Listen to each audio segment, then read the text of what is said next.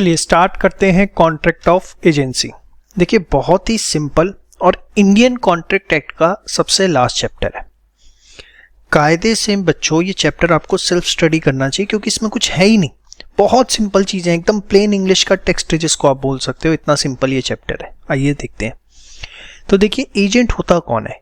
जब आप किसी व्यक्ति को अपने पास रखते हैं कि वो आपके बिहाफ पर कोई काम करे तो वो आपका क्या बन जाता है, agent. A person employed to do any act for another or to represent another in dealings with third person। और जो पर्सन उसे एम्प्लॉय करता है, जिसको वो रिप्रेजेंट करता है, उसको हम क्या बोलते हैं, प्रिंसिपल।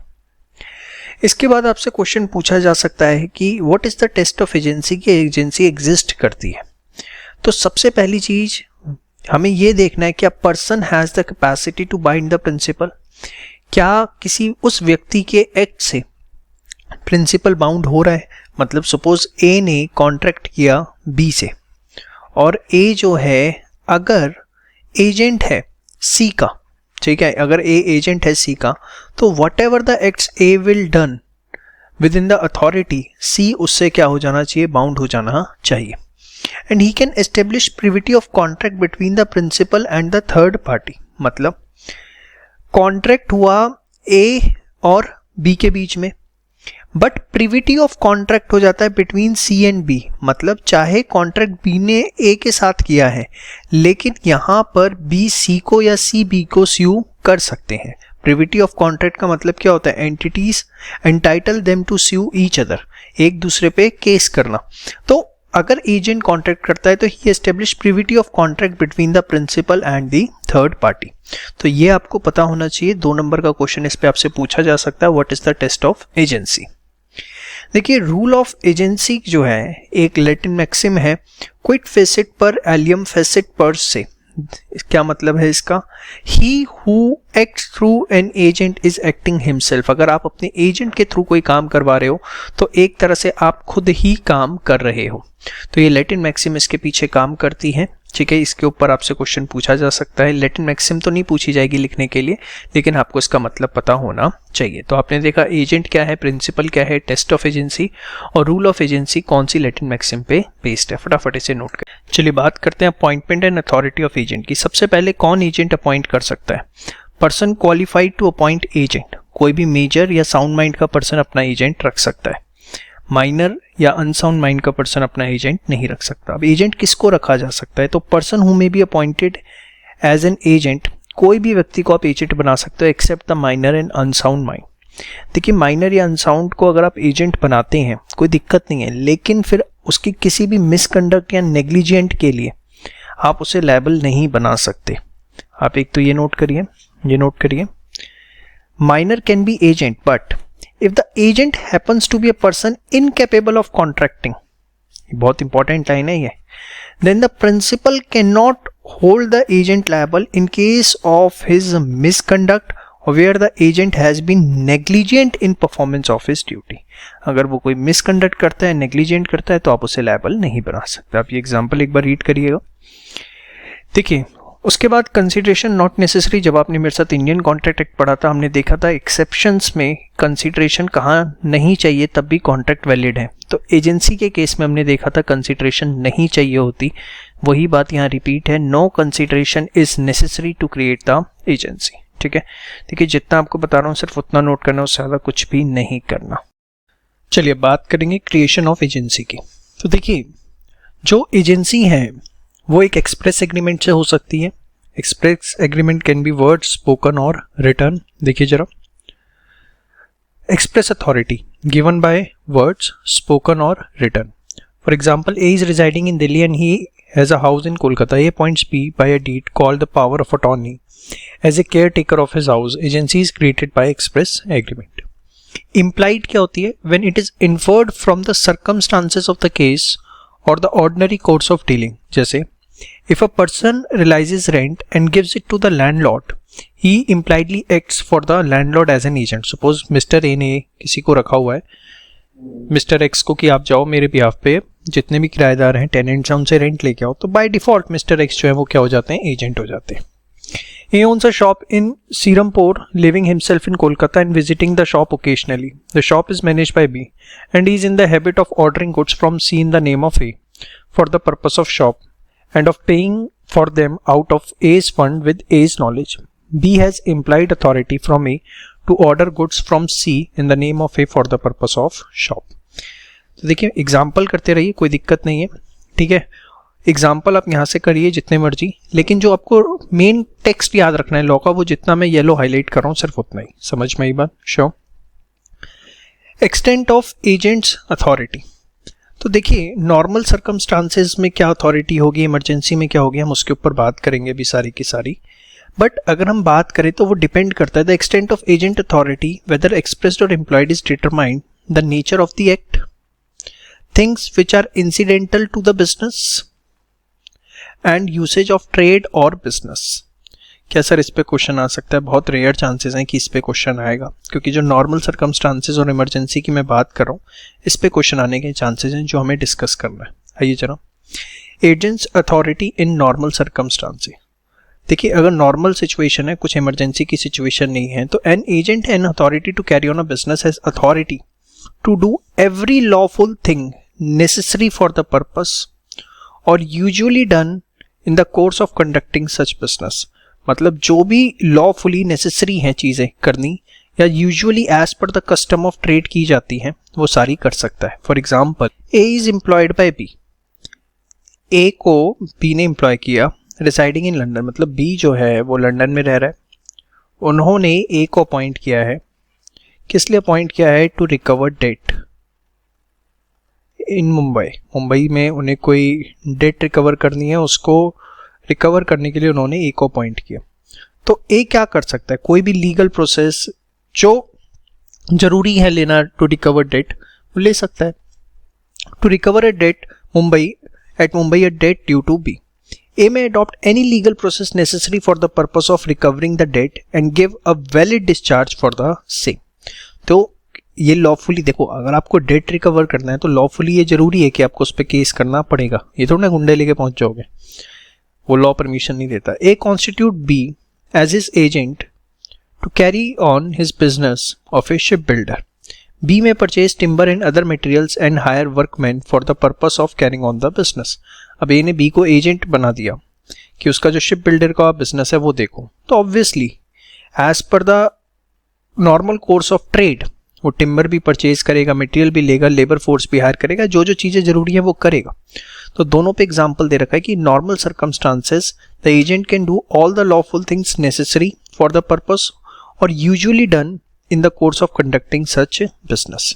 देखिए यहाँ पर यही चीज़ थी, every lawful thing necessary, every lawful thing justified by various customs of trade. जो चीज़ यहाँ पर और सिंप्लीफाई करके दे दी, फर्स्ट पॉइंट ये, सेकंड पॉइंट ये। समझ में आई बात? तो कुछ यहाँ पे डिफरेंट नहीं है, मैंने आपको बोला था भी आगे हमें यही डिटेल में पढ़ना है और आप देख सकते हैं। समझ में आई बात? अब इन केस ऑफ इमरजेंसी, ये बहुत इंपॉर्टेंट है, बड़े ध्यान से देखिए। देखिए सबसे पहले इमरजेंसी की सिचुएशन कब मानी जाएगी? If the following conditions must be satisfied, तो माना जाएगा कि वो इमरजेंसी की सिचुएशन है। क्या? फर्स्ट कंडीशन है agent is not in a position to communicate principal. Agent इस तरीके से फंस गया है कि वो प्रिंसिपल से कम्युनिकेट नहीं कर सकता।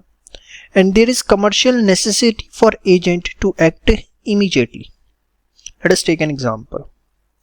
मिस्टर ए का एक शिप है जिसे मिस्टर बी लेके गए, ठीक है। अब बड़े ध्यान से समझिएगा, मिस्टर बी जो है वो कैप्टन है शिप के, गुड्स लेके जा रहे हैं वो। अब वो बीच में कहीं समुंदर में फंस जाते हैं और वो ऐसी जगह फंस जाते हैं, शिप ऐसी जगह खराब हो जाता है उनका जहां वो मिस्टर ए को कांटेक्ट नहीं कर पा रहे और शिप की मरम्मत करवाना बहुत जरूरी है। There is a commercial necessity for agent to act immediately, नहीं तो वो आगे नहीं बढ़ पाएंगे, माल आगे नहीं पहुंचा पाएंगे। तो इस केस के अंदर जो बी है वो एक इमरजेंसी की सिचुएशन के अंदर है and now agent should have acted bona fide and for the benefit of the principal. तो मिस्टर बी एक्ट करेंगे बोनाफाइड, बोनाफाइड मतलब गुड फेथ के अंदर कि जो भी चीज जरूरी है मरम्मत करवानी वो करवाएंगे agent should have opted for the most reasonable and practicable course under that circumstances. जो भी उस सिचुएशन के अंदर मोस्ट प्रैक्टिकल एंड रीजनेबल हो सकता है वही एक्ट मिस्टर बी करे। And agent must have been in possession of the goods belonging to his principal, और उनके पास शिप तो है ही। तो देखिए, to constitute a valid agency in case of emergency ये 5 कंडीशंस फुलफिल होनी चाहिए। सबसे पहली चीज, कम्युनिकेट करने की पोजीशन में नहीं, कमर्शियल नेसेसिटी है, बोनाफाइड है, and for the benefit of principal किया है। अब बच्चे एग्जाम में से अलग अलग पॉइंट बना के आ जाते हैं, गलत है वो, एक ही पॉइंट है ये। Should have adopted the most reasonable and practicable course of action और must have the position of the goods. ये 5 कंडीशंस में ही जो है एजेंट की authority in case of emergency valid होगी। इसके एग्जाम्पल मत करिएगा, इतने अच्छे एग्जाम्पल इन्होंने नहीं दिए। जो मैंने शिप वाला एग्जाम्पल दिया आपको समझ में आ गया होगा। तो ये 5 कंडीशंस आपको पता होनी चाहिए। 5 कंडीशंस आपसे कई बार एग्जाम में 3 से 4 नंबर में पूछ ली जाती है, ठीक है। तो आपने देखा नॉर्मल सर्कमस्टांसेस में क्या है, इमरजेंसी में क्या है, ठीक है। इसको फटाफट अच्छे से पूरा का पूरा जो है प्रिपेयर करिए, क्वेश्चन आ सकता है, इंपॉर्टेंट पार्ट है। चलिए बात करते हैं अब सब एजेंट की। सब एजेंट क्या होता है, नाम से ही अपने आप में पता लगता है कि एजेंट ने जब अपना एजेंट अपॉइंट कर लिया तो that is called as sub agent. ए ने अपॉइंट किया बी को एज एन एजेंट, बी ने आगे सी को अपना एजेंट अपॉइंट कर लिया तो C will become the sub agent. देखिए लॉ जो है सब एजेंट के अपॉइंटमेंट की जो परमिशन है वो नहीं देता। देखिए ध्यान से, sub agency refers to a case where an agent appoints another agent. The appointment of sub agent is not lawful because the agent is a delegate and a delegate cannot further delegate। Law में जो डेलीगेटी होता है वो further delegate नहीं कर सकता, इसलिए सब एजेंट जो है उसका अपॉइंटमेंट लॉफुल नहीं माना जाता। This is based on the Latin principle delegatus non potest डेलीगेयर।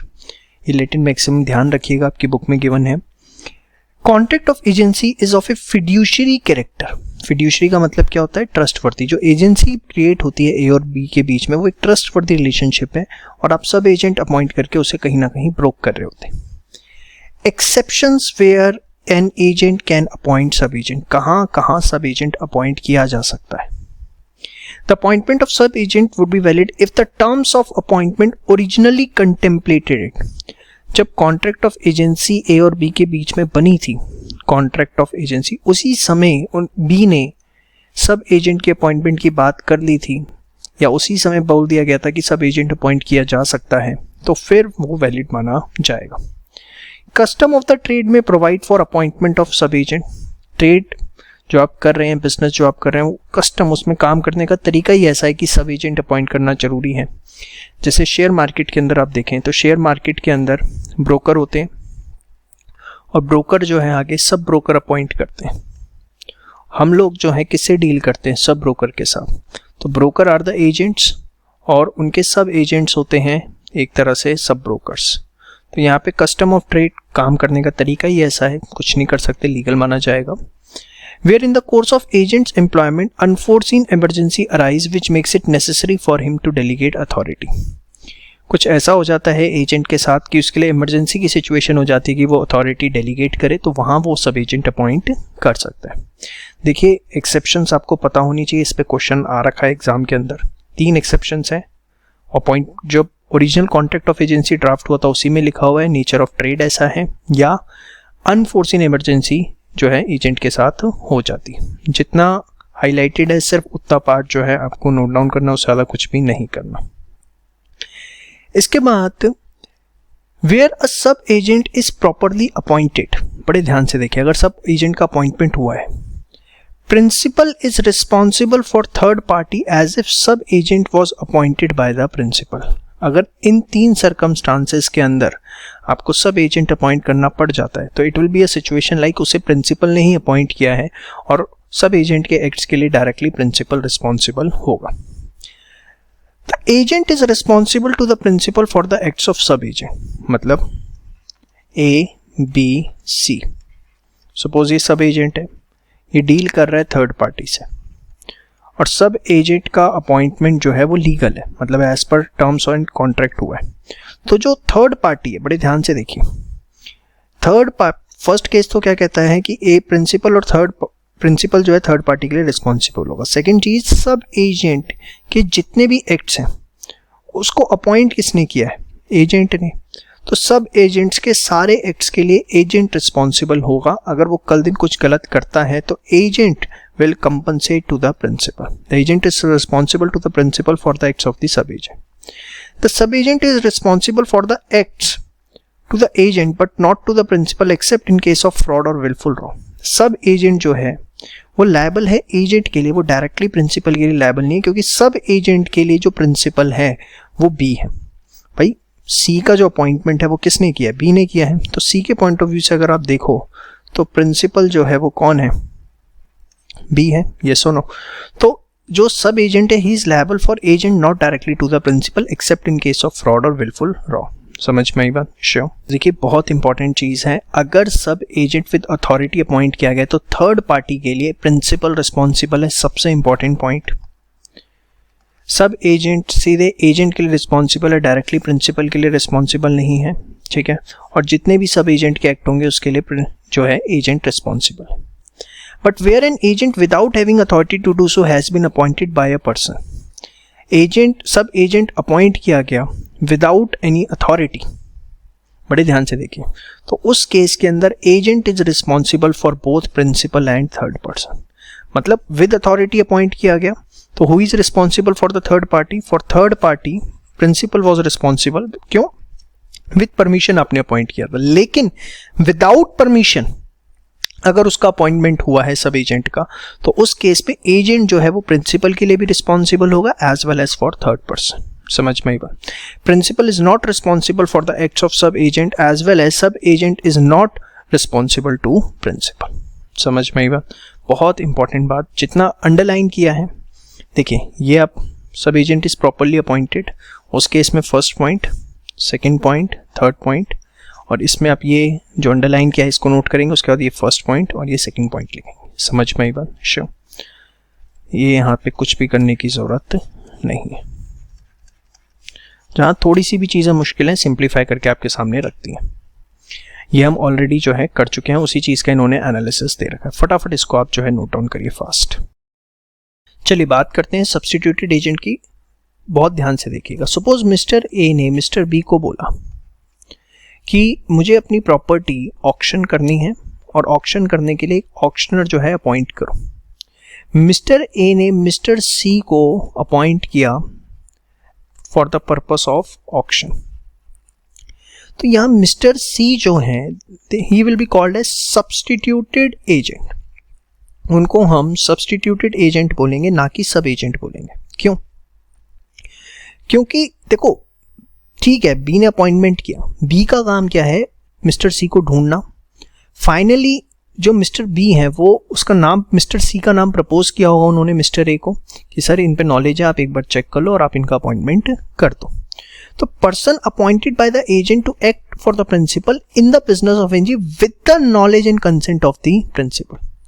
यहाँ पे देखो एजेंट जो है he is not responsible for the acts of substitute agent. He is not responsible. उसका काम था अपनी ड्यू डिलीजेंस यूज करना, अपनी best of the knowledge as a man of ordinary prudence act करना, और जो एक बेहतरीन व्यक्ति हो सकता है उस काम के लिए वो ढूंढ के देना। यहाँ पर agent will not be responsible for the acts of the substituted agent at all. Mister C is directly responsible towards A, and whatever the acts Mr. C will done with the third party, that will bound the Mr. A also. Substituted agents are not sub-agents, they are the agents of the principal. आप ये दो example एक बार पढ़िए जरा। While selecting a substitute agent, the agent is bound to exercise same amount of diligence as a man of ordinary prudence if he does so he will not be responsible for the acts or negligence of the substituted agent. अगर agent ने substitute agent का appointment करते समय जो एक due diligence चाहिए, एक normal circumstances में जो एक बेसिक इंक्वायरी करनी चाहिए, वो इंक्वायरी करके सब्स्टिट्यूटेड एजेंट का अपॉइंटमेंट किया है, तो फिर एजेंट किसी भी तरीके से उसके एक्ट के लिए रिस्पॉन्सिबल नहीं है। आपको और कुछ भी नहीं करना, सिर्फ ये करेंगे।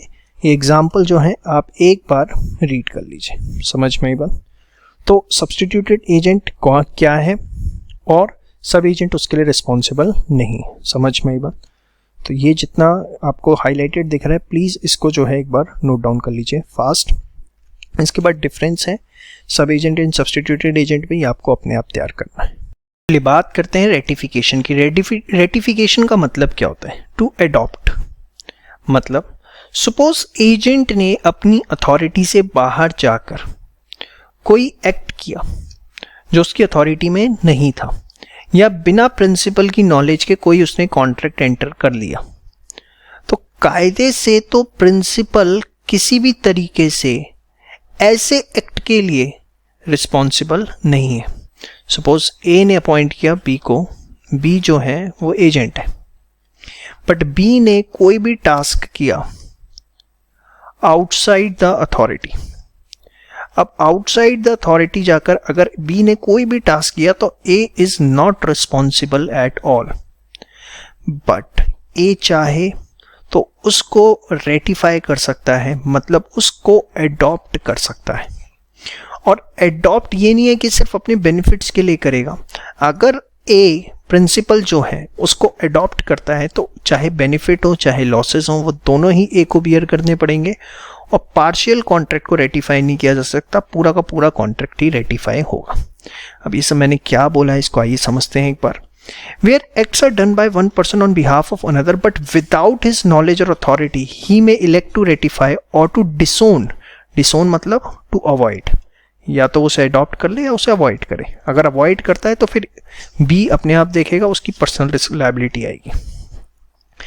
रेटिफिकेशन में भी एक्सप्रेस्ड और इम्प्लाइड, इसके अंदर डिटेल पे जाने की ज़रूरत नहीं, अंदर ये खामखा अपना आप टाइम वेस्ट करेंगे। एक्सप्रेस हो सकता है या इम्प्लाइड हो सकता है, जैसे A without authority buy goods for B. A agent है, उसने बी के बिहाफ पे गुड्स कर दिया, after that B sells them to C, और बी ने सी को बेच दी ऑन हिज ओन। तो अब यहाँ पर अगर ए ने गुड्स खरीदे विदाउट अथॉरिटी और बी ने उसे सी को बेच दिया, तो here B's conduct implies a ratification of the purchases made for him by A. तो उसका कंडक्ट ऐसा है जिससे पता लगता है कि ठीक है, इंप्लाइडली उसने एक्ट को रेटिफाई कर लिया। समझ में आई बात? इसके बाद सेकंड एग्जांपल आप पढ़िएगा अपने आप। Ratification of an act of agent with incomplete information is not binding. ये क्या है, पढ़े एक एग्जाम्पल से समझते हैं। A has an authority from P, A जो कि एक एजेंट है, पी प्रिंसिपल है, उसके एजेंट पे authority to buy certain goods at the market rate. He buys at a high rate but P accept the purchases. A ने high rate पे खरीदे बट बी ने कहा चल ठीक है कुछ नहीं होता। Afterwards P comes to know that the goods purchased by A for P belong to A himself. मतलब ए ने, एजेंट ने गुड्स खरीदे ही नहीं थे, उसने देसी भाषा में अगर मैं बोलूँ तो अपने ही गुड्स पी को चिपका दिए, ये बोल के कि मैं मार्केट से खरीद के लाया हूँ। तो यहाँ पर रेटिफिकेशन बाइंडिंग नहीं है। क्यों? क्योंकि ratification of an act of agent with incomplete information incomplete है। एजेंट को ये डिस्क्लोज करना चाहिए था मैंने मार्केट से नहीं खरीदे हैं, ये मैं आपको अपने ही गुड्स दे रहा हूँ। तो अगर रेटिफिकेशन हुआ है ऐसे एक्ट का जिसमें इनकम्प्लीट इंफॉर्मेशन दी गई है तो वो बाइंडिंग नहीं है। समझ में आई बात? इंपॉर्टेंट है, इसे अच्छे से तैयार करिएगा, ये वाला पॉइंट समझ में आई बात? तो फर्स्ट पॉइंट एक्सप्रेस और इम्प्लाइड, सेकेंड पॉइंट आप ये लिखेंगे, एग्जाम्पल जरूर करिएगा इसका। थर्ड पॉइंट आपका इसके अंदर देखिए, बेटर है सिर्फ ये वाली लाइन करें, the principal can not ratify a part of the transaction which is beneficially to him and reject the rest. ऐसा नहीं कर सकता। रेटिफिकेशन जो होगा वो कंप्लीट कॉन्ट्रैक्ट का होगा। इसकी हेडिंग आप यही बना लीजिए, ratification of part of contract is not possible. ठीक है। Fourth point, ratification of unauthorised act can not injure third person. अब ये क्या है, देखिए सपोज ए जो कि एजेंट है उसने सी के साथ कॉन्ट्रैक्ट किया और बी की कोई प्रॉपर्टी थी, ठीक है, जो रेंट पे उसने दी। अब सी को जो है प्रिंसिपल के बारे में नहीं पता, लेटर ऑन बी को पता लगता है, बी जो है कॉन्ट्रैक्ट को रेटिफाई करता है बट उसके अगेंस्ट वो मांगता है हायर रेंट। वो कहता है कि भैया ठीक है मुझे कोई दिक्कत नहीं, आप एक काम करो, यहाँ पे जो रेंट है ए सी से 10,000 चार्ज कर रहा है बट आई नीड 15,000 रेंट। तो this is not possible. When the interest of third party is affected, the principle of ratification does not apply. समझ में आई बात? ये बात आपको ध्यान रखनी है। इसके एग्जाम्पल मत करिएगा, थोड़ा सा गड़बड़ है इसमें। इसके बाद रेटिफिकेशन जो है रिजनेबल टाइम में होना चाहिए। कम्युनिकेट करना है आपको थर्ड पार्टी को एज वेल एज एजेंट को, तो पता ही लगेगा। Act to be ratified must be valid.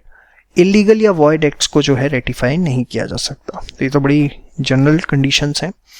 तो रेटिफिकेशन के अंदर जो 7 मेन पॉइंट्स हैं आपको पता होनी चाहिए। Express employed, N act of agent without incomplete information is not binding. उसके बाद यहाँ पर जो लिखा था, वीडियो थोड़ा बैक जाके लिख लीजिएगा, ratification of part of contract is not possible. Third person को इंजरी नहीं होनी चाहिए, रिजनेबल टाइम में होना चाहिए, कम्युनिकेशन होनी चाहिए, और it must be valid. It should not be, the contract should not be void और इलीगल। फटाफट करिए इसे। चलिए देखते हैं हम रिवोकेशन ऑफ अथॉरिटी। देखिए रिवोकेशन ऑफ अथॉरिटी मतलब अथॉरिटी वापस ले ली गई। तो 4 तरीके हो सकते हैं कि प्रिंसिपल ने एजेंट को बोला कि भैया नमस्ते, अब आप हमारे एजेंट नहीं हैं, या एजेंट ने प्रिंसिपल को बोला कि भैया मुझे आपकी अब प्रिंसिपलशिप, अब आपकी एजेंसी मुझको नहीं चाहिए। एजेंट अगर टर्मिनेट करता है तो that will be called as renouncing, और प्रिंसिपल अगर करता है तो that will be called as principal ने रिवोक किया है। एजेंट जो है रिनाउंस करेगा, सरेंडर करेगा, ठीक है। प्रिंसिपल पे छीनने का अधिकार है, इसलिए उसके लिए रिवोक वर्ड यूज होगा, ये बात ध्यान रखिएगा। By the business of the agency being completed, जो टर्म था 5 साल 7 साल कॉन्ट्रैक्ट ऑफ एजेंसी का, वो एक्सपायर हो गया, या प्रिंसिपल या एजेंट कोई भी अनसाउंड माइंड का हो गया, या डेथ हो गई। तो इन 4 केसेस में अथॉरिटी रिवोक हो सकती है, ठीक है। अब आइए जरा इससे रिलेटेड सारा लॉ देखते हैं। Termination of agency where agent has an interest in the subject matter. तो देखिए अगर एजेंट का इंटरेस्ट है सब्जेक्ट मैटर में, तो फिर एजेंसी को रिवोक नहीं किया जा सकता, टर्मिनेट नहीं किया जा सकता। If the agent has interest in the subject matter, agency can not be terminated. लेकिन आप रिवोक वर्ड यूज करिए ना, आप रिनाउंस वर्ड यूज करिए, आप वर्ड यूज करिए टर्मिनेटेड। Safer side. एग्जाम में आप इतना सोचने का वक्त नहीं होगा आप पे कि रिवोक कहाँ लगाना है, रिनाउंस कहाँ लगाना है, आप टर्मिनेटेड वर्ड यूज करिए, ठीक है। ये 2 सिंपल से एग्जाम्पल हैं, इसको आप रीड कर लीजिए एक बार। ये सब कुछ लिखने की जरूरत नहीं, सिर्फ लिखना उतना ही जितना आपको बता रहा हूं। When principal may revoke agent's authority, the principal may revoke authority given to the agent at any time before the authority has been exercised so as to bind the principal. मतलब बड़े ध्यान से देखिए, सपोज ए ने B को बोला कि आप मेरे बिहाफ पर परचेजेस करो 1 kg गोल्ड।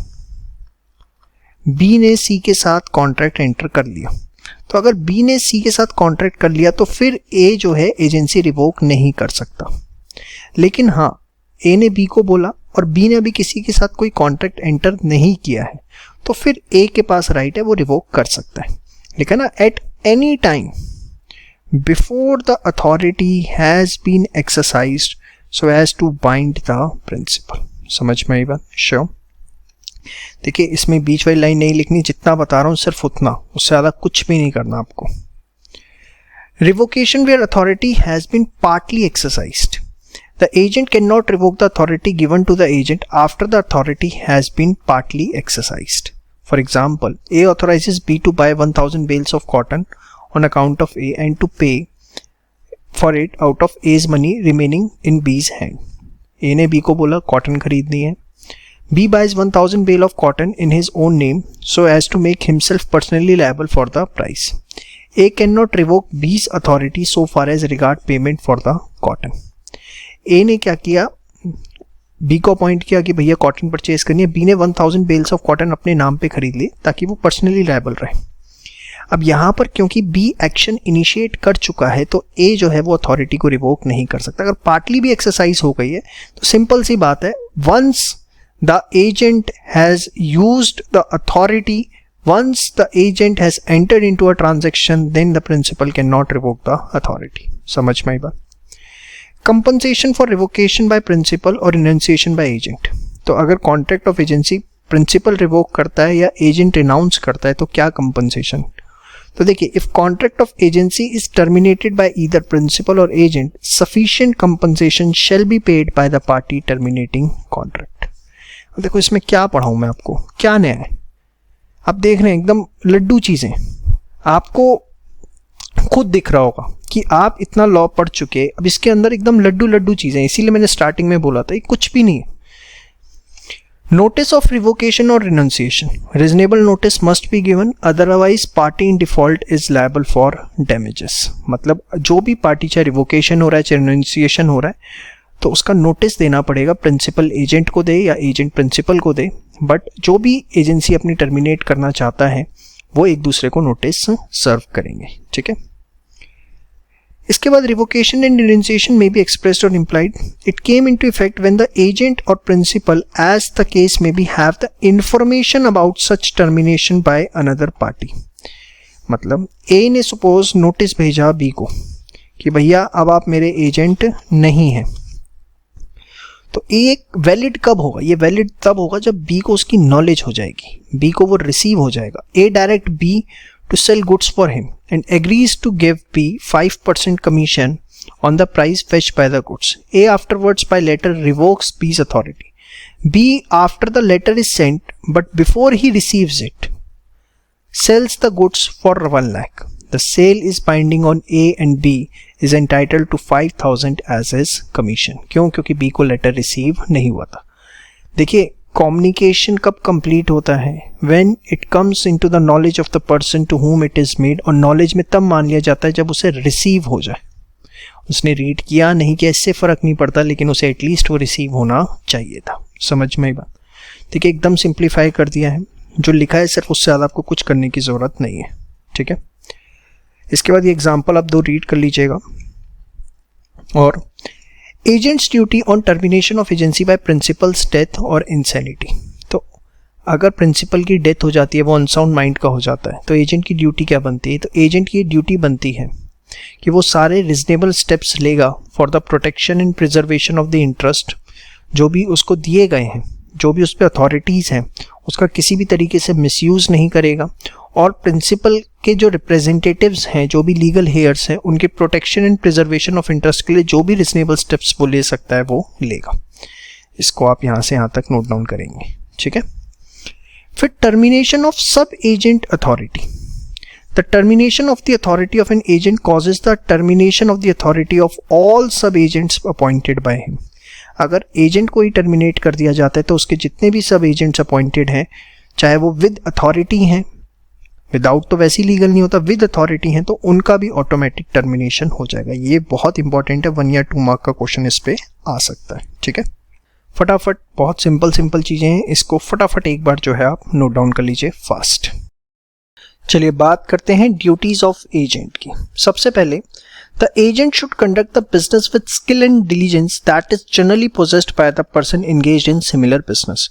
तो जो एक कॉमन स्किल्स चाहिए बिजनेस करने के लिए, उन स्किल्स के साथ एजेंट जो है बिजनेस करे। ये नहीं है कि वो कुछ ऐसा काम करे जिसकी वजह से प्रिंसिपल को नुकसान हो। कुछ अंदर की चीज़ याद करने की जरूरत नहीं है, जिसमें इतने एग्जाम्पल्स हैं उतने एग्जाम्पल्स आपको करने की जरूरत नहीं। एक सिंपल सा कोई भी एग्जाम्पल आप कर लीजिए बस। A an agent for the sale of goods having authority to sell on credit sell B on credit. एक एजेंट है, उसने बी को उधार पे माल बेचा without making the proper and usual inquiries, और उसने कोई इंक्वायरी बी की नहीं करी as to solvency of B, कि बी की क्या औकात है, वो पैसे दे पाएगा नहीं दे पाएगा। उसने बी को उधार पे माल बेच दिया। B at the time of such sale is insolvent, और जब सेल की गई उस समय बी इंसॉल्वेंट था। A must make compensation to the principal in respect of any loss thereby sustained. समझ में आई बात? इसके बाद एक और एग्जाम्पल है, कोई एक आधा कर लो, रीड करना आप कर लो, बट ज़्यादा की ज़रूरत नहीं। इसके बाद टू रेंडर प्रॉपर अकाउंट्स। देखिए, एजेंट जब भी प्रिंसिपल एजेंट से अकाउंट्स मांगेगा, ये एजेंट की ड्यूटी है कि ऑन डिमांड वो उसे अकाउंट्स दे, और सिर्फ अकाउंट्स नहीं देगा। Rendering account does not mean showing the accounts but the accounts supported by vouchers. साथ में वाउचर्स भी, कि उसने ये नहीं कि सिर्फ लिख दिया 500 का खर्चा हुआ, उसका इनवॉइस भी होगा, वाउचर भी होगा, वो भी साथ में देना है। तो इट्स वेरी इंपॉर्टेंट, सिर्फ अकाउंट्स रेलिवेंट नहीं है, it should be supported by vouchers. Agent's duty to communicate with principal. In case of difficulty, to use all the reasonable diligence in communicating with the principal. और अगर वो communicate नहीं कर पा रहे, इमरजेंसी की सिचुएशन बन जाती है, तो उस समय वो क्या क्या कर सकते हैं वो हम ऑलरेडी देख चुके हैं। इसके बाद reputation of the transaction by principal. ध्यान से देखिए, अगर कोई जानबूझ के मटेरियल फैक्ट छुपाया जाता है, या एजेंट कोई ऐसी डीलिंग करता है जो कि डिसएडवांटेजेस है प्रिंसिपल के लिए। तो प्रिंसिपल के पास ये राइट है कि वो जो ट्रांजैक्शन है उसे रेपुटेट कर सकता है। फॉर एग्जाम्पल देखिए, A direct B to sell a estate. A ने बी को बोला मेरी प्रॉपर्टी बेच दो। बी कौन है यहाँ पे? Agent. B buy the estate for himself in the name of C. B ने वो प्रॉपर्टी खुद ही खरीद ली in the name of C. A on discovering that B has bought the estate for himself. C कोई fictitious person है, उसके नाम पे उसने प्रॉपर्टी खरीद ली। ए को पता लगा कि बी ने तो प्रॉपर्टी अपनी खरीदी है। May repudiate the sale if he can show that B has dishonestly concealed any material fact और that the sale has been disadvantageous to him. तो यहाँ पर ए के पास राइट है, वो कॉन्ट्रैक्ट कैंसिल कर सकता है अगर वो ये शो कर दे कि कोई मटेरियल फैक्ट छुपाया गया है या सेल उसके लिए डिसएडवांटेजेस थी। ठीक है, ये दो बातें इसके अंदर लिखनी है, ये कुछ करने की जरूरत नहीं। समझ में आया? इसके बाद not to deal on his own account. If the agent deals out of his own account instead of principal's account, principal may compel agent to give benefits back. बहुत बढ़िया example. A directs B, his agent, to buy certain house for him. B tells A it cannot be bought and buys the house for himself. और B ने वो अपने लिए खरीद लिया। तो यहाँ पर वो अपने अकाउंट से डील करने का मतलब ये नहीं अपने अकाउंट से पैसे दे रहा है, अपने अकाउंट से मतलब खुद ही ट्रांजेक्शन एंटर कर ली। A may on discovering that B has bought the house compel him to sell it to A at the price he gave for it. तो यहाँ पर ए कंपेल कर सकता है बी को कि भैया तूने गलत काम किया है, तूने जिस प्राइस पे अब घर खरीदा उस प्राइस पे मुझको दे। एजेंट ड्यूटी टू पे सम रिसीव्ड फॉर प्रिंसिपल। ये क्या है? देखिए, एजेंट के पास अगर कोई भी पैसा प्रिंसिपल का पड़ा हुआ है तो ये उसकी ड्यूटी बनती है कि जो भी उसके एक्सपेंसेस कमीशन है वो काट करके वो सारा पैसा प्रिंसिपल को दे। Subject to deduction of expenses और commission as agreed, the agent is bound to pay the principal all sum received. यहाँ पर ये चीज ऐड कर लीजिएगा, थोड़ी मिसिंग है, ऑफ एक्सपेंसेस और कमीशन एज एग्रीड। समझ में आया? श्योर। तो ये आपने बेसिकली पढ़े duties and obligations of an agent. बहुत ही सिंपल, फटाफट इसको जो है आप एक बार तैयार करिए। चलिए बात करते हैं राइट्स ऑफ एन एजेंट की। तो देखिए, सबसे पहले एजेंट के पास राइट है right of retain out of sum received on principal account. Right to retain क्या है? ध्यान से देखिए, एजेंट के पास ये राइट है कि उसके जो भी खर्चे आए हैं, जो भी उसकी रेम्युनरेशन बनती है या कोई भी अगर उसने एडवांस या सिक्योरिटी दी थी एजेंट ने, तो उस अमाउंट को डिडक्ट करके जो प्रिंसिपल का पैसा है वो उसे वापस करे। ठीक है, ये तीन बातें याद रखनी, अमाउंट ऑफ एक्सपेंसेस, रेम्युनरेशन और any advance security provided by agent, उसको डिडक्ट करके जो है वो पैसा वापस करे। सेकंड है right to remuneration. Agent in the normal course is entitled for remuneration as per the contract. However, he is not entitled for any remuneration for acts done through misconduct या negligence के through अगर कोई act किया है तो उसके लिए कोई remuneration नहीं मिलेगा। एग्जाम्पल प्लीज अपने आप कर लीजिएगा रीड, बहुत सिंपल है। फिर agent's lien on principal property. An agent is entitled to retain the good property and books of for any remuneration, commission, etc. due to him. देखिए, अब सपोज प्रिंसिपल का कोई पैसा है ही नहीं एजेंट पे, तो वो क्या करेगा? फिर जो भी गुड्स हैं, प्रॉपर्टी है या बुक्स हैं, वो रिटेन कर सकता है कि भैया पहले मेरी रेम्युनरेशन कमीशन दो, फिर उसी के बाद मैं आपकी जो गुड्स प्रॉपर्टी जो है वो वापस करूँगा। लेकिन ये लॉफुल होना चाहिए, इलीगल तरीके से धमका के नहीं लेके आना। लॉफुल का सिंपल मतलब ये कि अगर एजेंट के पास ऑलरेडी है तो वो लियन ले सकता है, ये नहीं कि प्रिंसिपल के घर में घुस गए और वहां से उठा ले, वो गलत है। फिर नेक्स्ट है right of indemnification for lawful act. देखिए, principal is bound to indemnify agent for loss suffer due to negligence of principal. अगर प्रिंसिपल की नेग्लिजेंस की वजह से कुछ भी लॉस होता है, किसको? एजेंट को, तो उसके लिए जो है प्रिंसिपल एजेंट को इंडेमनिफाई करेगा। समझ में आई बात? श्योर। एक एग्जांपल बहुत अच्छा है, इस पे देखिए। A of Delhi appoints B of Mumbai as agent to sell his merchandise, मतलब goods. As a result B ने कॉन्ट्रैक्ट कर लिया वेरियस पार्टी से, बट A failed to send the merchandise to B and B faces litigation for non-performance. Here A is bound to protect B against the litigation of all cost expense arising. क्यों? क्योंकि यहाँ गलती principal की। Fifth point कोई अलग नहीं है, वो मर्जी है एकदम, ठीक है, तो उसे अलग से नहीं करना आपने। तो ये हैं बेसिकली आपके क्या राइट्स ऑफ एन एजेंट। समझ में आई बात? ये चारों जो है बहुत अच्छे से एकदम कर लीजिए, एग्जाम में इस पे क्वेश्चन आपसे पूछा जा सकता है। आई होप जिस एक्सपेक्टेशन के साथ आपने इस वीडियो को देखना शुरू किया था वो एक्सपेक्टेशन आपकी पूरी हो रही है, और जो भी कॉन्सेप्ट्स आप क्लियर करना चाहते थे, जिस टॉपिक में आप कमांड चाहते थे अपने रिस्पेक्टिव एग्जाम के लिए, वो आप इस वीडियो के थ्रू फुलफिल कर पा रहे हैं। यहाँ मैं आपको एक छोटी सी इन्फॉर्मेशन देना चाहूँगा कि हमारे सभी पेड कोर्सेज जो हैं वो आपके रिस्पेक्टिव एग्जाम्स के अवेलेबल हैं ऑन द वेबसाइट escholars.in, जिसका लिंक भी आपको डिस्क्रिप्शन में प्रोवाइड किया गया है। I will just request you कि आप सोचिए कि फ्री कॉन्टेंट में अगर इतना दम है तो पेड कॉन्टेंट में हमने क्या क्या चीज़ें आपको दे रखी होंगी। एक बार आप जाके हमारी वेबसाइट ज़रूर विजिट करें escholars.in, और आप विश्वास मानिए नर्सरी के स्कूल से भी कम फीस पर हमने आपको वीडियो लेक्चर्स जो है आपके एग्जाम के लिए प्रोवाइड करवा रखे हैं, and much of premium quality. Thank you so much. चलिए बात करते हैं agent's liability to third party. तो देखिए, सबसे पहले an agent does all act on behalf of principal but incurs no personal liability. The liability remains that of principal unless there is a contract to the contrary. Contract में कुछ और लिखा हुआ है तो बात अलग है। अब सबसे पहला पॉइंट है principal's liability for the act of the agent. Principal liable for the acts of the agent which are within the scope of his authority. Yes और नो? श्योर। कुछ भी इसमें नया नहीं है, सब कुछ आपको पता है, जस्ट मुझे आपको रीड करके बताना है। सेकेंड है principal not bound when agent exceeds authority. Yes और no? Principal is bound for the acts of agent which are done within the authority of principal. An act done by agent beyond the principal's authority does not make the principal responsible. Yes or no? ये आपको करने की जरूरत नहीं है। इसके बाद consequences of notice given to agent। तो अगर एजेंट को कोई नोटिस दिया जाता है तो ये माना जाएगा कि नोटिस प्रिंसिपल को ही मिला है।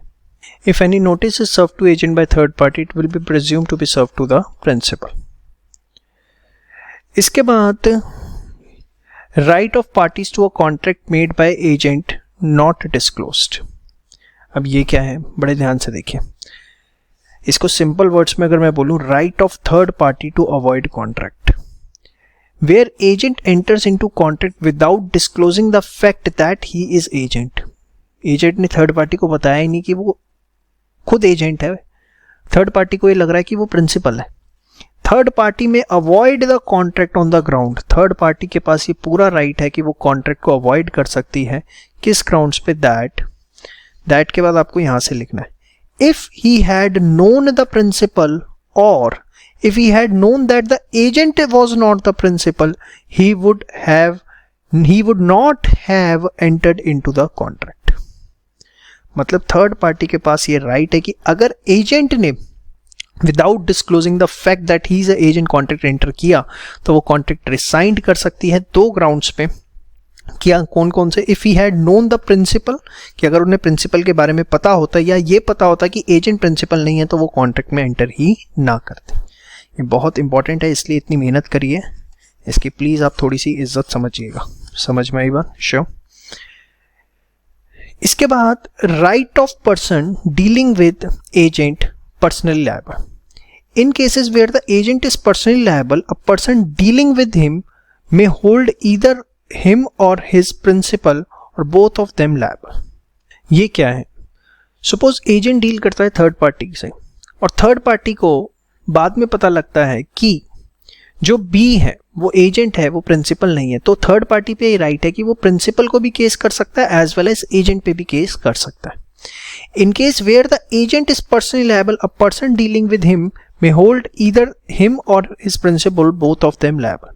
A enters into contract with B to sell 100 bales of cotton and afterward discovered that B was acting as an agent for C. A may sue either B or C or both for the price of the cotton. समझ में आई बात? इसके बाद liability of pretended agent, very very important। क्या है ये? A pretended agent is a person who represents himself to be an agent of another when in fact he has no authority। वो pretend कर रहा है कि वो agent है but वो agent नहीं है।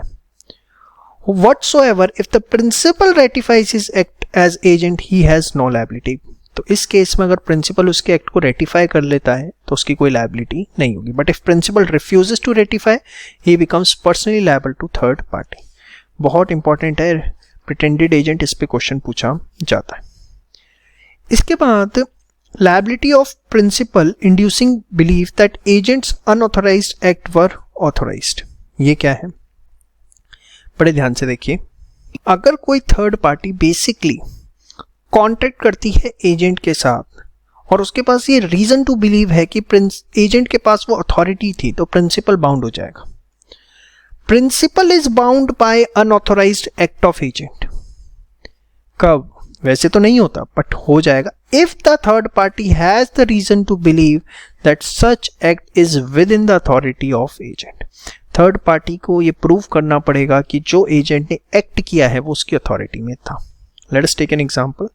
ए consign goods to B for sale and gives him instruction not to sell under a fixed price.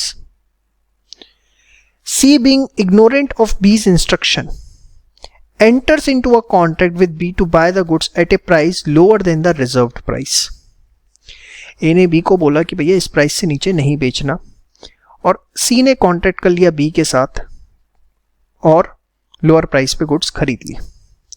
अब देखिए यहां पर ए ने बी को गुड्स बेचने की परमिशन तो दी है, और अगर बी सी को किसी प्राइस पे गुड्स बेच रहा है तो ऑब्वियसली सी तो यही प्रिज्यूम करेगा कि उसके पास ये अथॉरिटी है इस प्राइस पे बेचने की, तभी बी बेच रहा है। यहां पर लेटर ऑन ए मना नहीं कर सकता कि वो गुड्स सप्लाई नहीं करेगा। A is bound by the contract. Though B does not have the authority to sell at that price, but still A is responsible. A need to supply the goods। तो वो ये principal is bound by unauthorised act of agent, क्योंकि third party के पास reason to believe है। तो जितना आपको बताया है सिर्फ इतना आपको करना है, ठीक है, और कुछ नहीं करना। जितना जितना जिसमें लिखवा रहा हूं उतना अच्छे से कर लीजिए, that would be sufficient. Effect on agreement और मिसरिप्रेजेंटेशन और फ्रॉड बाय एजेंट। देखिए बड़ा सिंपल सी चीज है, अगर एजेंट किसी तरह का कोई फ्रॉड करता है, मिसरिप्रेजेंटेशन करता है थर्ड पार्टी के साथ, तो ये माना जाएगा कि वो फ्रॉड या मिसरिप्रेजेंटेशन प्रिंसिपल ने की है, प्रोवाइडेड वो अपनी अथॉरिटी में वर्क कर रहा हो। लेकिन एजेंट अपनी अथॉरिटी से बाहर जाके काम कर रहा है, तो उस केस के अंदर फिर उस मिसरिप्रेजेंटेशन और फ्रॉड के लिए प्रिंसिपल रिस्पॉन्सिबल नहीं है।